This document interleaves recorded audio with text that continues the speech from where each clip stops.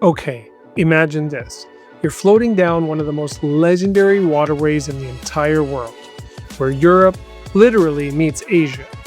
Ancient palaces line the shores, and seagulls are photobombing every single shot you take. That is the Bosphorus. Now imagine doing it twice, on two completely different cruises, and walking away with some very strong opinions. That's exactly what happened to me in Istanbul, so buckle up because today we are doing a full Bosphorus cruise battle. Two boats, two experiences, one winner. Let's go. If you're new to the channel, welcome. Here I cover the magic of in-flight experiences and the thrill of traveling to fascinating destinations. So if you feel the same, you are in the right place. Fasten your seatbelts, hit subscribe, and let's take off together on this incredible journey. Welcome aboard.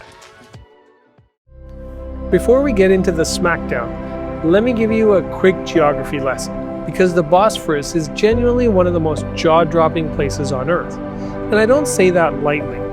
This 31-kilometer strait connects the Black Sea to the Sea of Marmara, and it literally divides Istanbul into two continents, Europe on one side, Asia on the other. You can sail right down the middle and watch history unfold on both banks simultaneously. Mosques, palaces, Ottoman-era mansions, modern fortresses, suspension bridges. It's basically a highlight reel of an entire civilization, and you're just floating through it. Now, both of these cruises are actually included in the Istanbul E-Pass, which I'll talk about more at the end of the video. But the experience is very different. Like, are we on the same planet different? Let me start with cruise number one.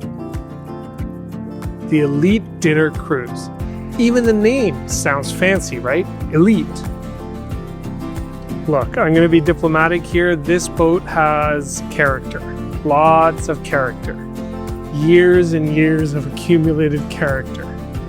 The kind of character that comes from being sailed approximately 10,000 times without a full refurbishment. Let's just say the decor was vintage, and not the cool vintage. The grandma's living room hasn't been updated since 1987 vintage. But okay, you don't come to a dinner cruise to stare at the upholstery. You come for the food and the show. So let's talk about the food first. The dinner was disappointing. So disappointing that I'm not even going to bother to show you a photo. And in fact, I didn't even take a photo of it. It looked so sad. I'm not going to sugarcoat it. This is the Bosphorus, one of the great dining backdrops of the world. And the food just didn't rise to the occasion. Turkish food all over the world is renowned for their kebabs, their ali nazik, and so many different things. And you think that's what you will expect here. But it was even worse than banquet hall energy. It's the kind of meal that exists only to technically fulfill the word dinner on the brochure. But, and this is a big but, the entertainment. Now that is where this cruise earns its place, because they packed this boat with an absolute showcase of Turkish and regional performing arts. And that part, genuinely impressive. First up, the whirling dervishes. If you've never seen a Sema ceremony in person, it's otherworldly. These performers spin continuously in white robes, arms outstretched, one palm facing up to receive divine energy, one facing down to pass it to the earth. It's meditative, beautiful, and honestly a little hypnotic. Even in a slightly worn boat on the Bosphorus, it stopped everyone cold.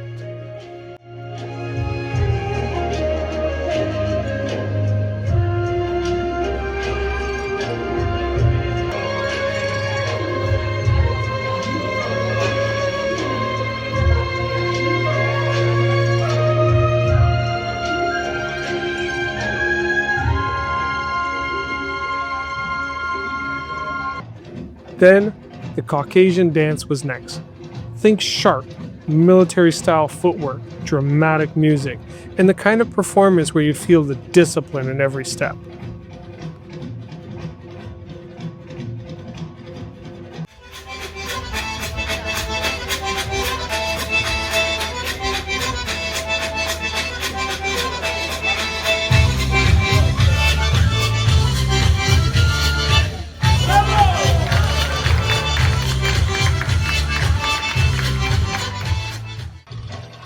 then the belly dance group show, because of course this is Istanbul. The whole crowd leaned in for this one.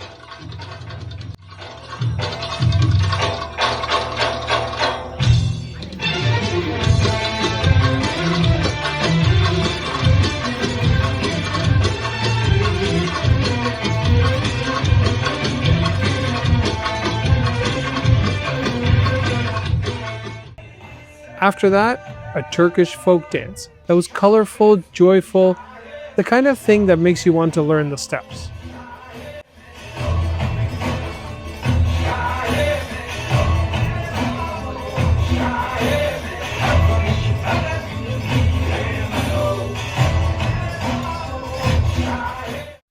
And finally, the solo belly dancer, closing out the night. Now, let's just say that she and the boat seem to have been from a similar era, but she performed with commitment and the crowd loved her for it.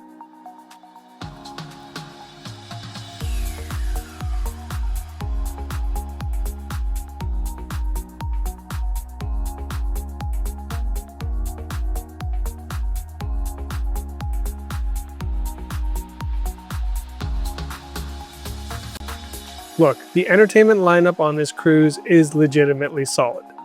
5 distinct cultural performances, each totally different from the last, and if you're interested in Turkish performing arts, that part delivers.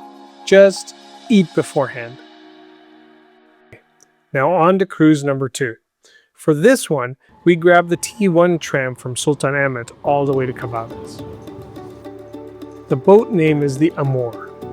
And this one has a bit of a secret entrance energy that I absolutely loved. So here's what you need to know for logistics, because this took me a minute to figure out. You board from behind the Turkish petroleum gate at the back of this gas station. Now, this is a late lunch cruise, and that distinction matters more than you might think. Here's the thing about Bosphorus cruises. The views are incredible no matter what time of day you go. But if you're doing a dinner cruise, you're doing a chunk of that in the dark. The late lunch cruise, you see everything. In full daylight, every palace, every fortress. And the food on this one, night and day difference, literally. Here's what's on the menu. A soup of the day, warm, comforting, properly seasoned. A grilled chicken that was actually grilled, not just reheated into submission, roasted seasonal vegetables, not sad background vegetables, actual well-seasoned roasted vegetables, bulgur pilaf, classic, nutty, satisfying, a crisp garden salad that was genuinely crisp, a seasonal fruit platter to finish things off fresh, and unlimited soft drinks throughout. This was a proper meal. Thoughtfully put together, well executed, and honestly just nice. It felt like they actually cared about the food, which sounds like a low bar, but trust me, after cruise number 1, it felt like a Michelin moment. You're sitting on the deck or by a window eating a solid meal, watching the Hagia Sophia and the minarets and the palaces drift by. That's the dream. That's the Istanbul experience everybody wants. The Amor cruise doesn't have the big entertainment show like the elite dinner cruise does. So if watching whirling dervishes while floating down the Bosphorus is your priority, that's a real consideration. But if you want great scenery, great food, and a genuinely relaxed, enjoyable afternoon on the water, Amor is the one. Alright, let me break this down side by side so you can decide which one is right for you. The boat, elite dinner cruise, well worn, Amor, noticeably better condition, Amor wins. The food, elite, disappointing, definitely eat beforehand. Amor, genuinely good, proper meal, Amor wins by a mile. The entertainment, elite, genuinely impressive cultural show. 5 performances, including the whirling dervishes, belly dance, folk dance, legitimately worth seeing. Amor is not a real entertainment show, although they did have some performers. Elite wins this round, and it's not close. The views and timing. Elite is at night, So it's a more romantic atmosphere with the city lights on the water, and it's beautiful in its own way. Amor is late afternoon, which is full daylight, every landmark is visible, stunning scenery. Both are great, but for first-timers who actually want to see Istanbul from the water, Amor wins. And then overall experience, for me, the Amor Late Lunch Cruise was the better all-around package. Better food, better views, more relaxed vibe. But I'll be honest, the entertainment on the Elite was pretty good. And if you can somehow swing both, like I did, do both. They're genuinely different experiences. Now, here's the part that makes both of these cruises even more exciting. They were both included in the Istanbul e-pass.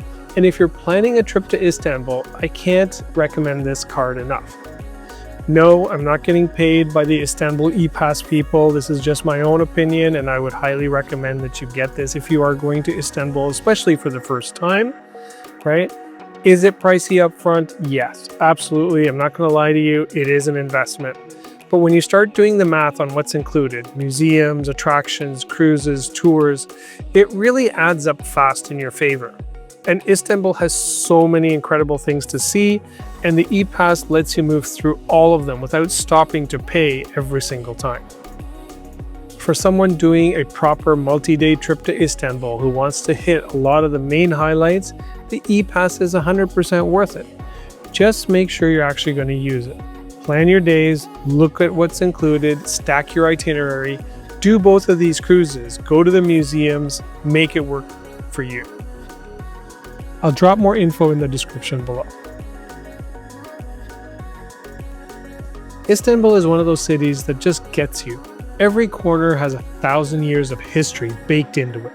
The food is absolutely incredible, the people are warm, and the tea flows all the time everywhere. And the Bosphorus is unlike anywhere else in the world. Whether you're on a dinner cruise watching whirling dervishes spin under the stars, or sitting on the Amor with a bowl of soup and the afternoon sun on the water, you're having a moment that very few cities in the world can give you. My pick, the Amor Late Lunch Cruise, for the food, the views, and the full daylight experience. But honestly, do both if you can, and get the e-pass. If you found this helpful, hit that like button. It genuinely helps the channel and means I get to keep exploring the world and reporting it back to you. Subscribe so you don't miss what's coming next, and drop a comment below. Have you done a Bosphorus cruise? Which one would you pick, the entertainment or the food? I'll see you on the next one.